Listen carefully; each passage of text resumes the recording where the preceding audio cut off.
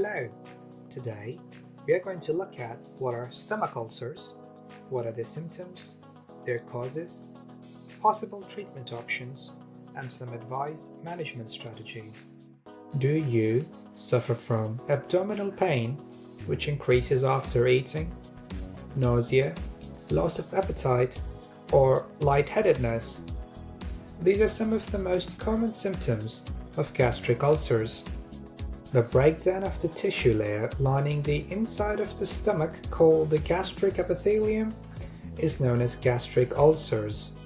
Some of the most common causes of gastric ulcers are as follows: Helicobacter pylori or H. pylori infection, non-steroidal anti-inflammatory drugs or NSAIDs, and cancer. H. pylori have protein markers on their outer surface which allows them to attach to the lining of the stomach. They prefer an alkaline environment.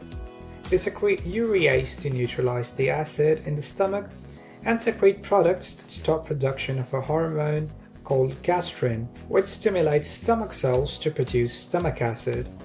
As a result, they can multiply and attack the mucus layer, causing a breakdown of tissue in gastric lining or epithelium. H. pylori infection accounts for around 60% of all gastric ulcers. Stomach protects itself from the gastric acid by a layer of mucus. The production of mucus is stimulated by something called prostaglandins. NSAIDs such as warfarin or aspirin stop the production of prostaglandins and thus increasing the chance of developing gastric ulcers. NSAID-associated gastric ulcers account for roughly 40% of gastric ulcers. In rare cases, particularly in older patients, stomach cancer can and may present itself as gastric ulcers. Reducing or stopping smoking and drinking are two of the recommendations provided by the Victorian Government Health to help manage gastric ulcers. Treatment is dependent on the cause. Antibiotics are given for H. pylori infection. NSAID medication is stopped or changed.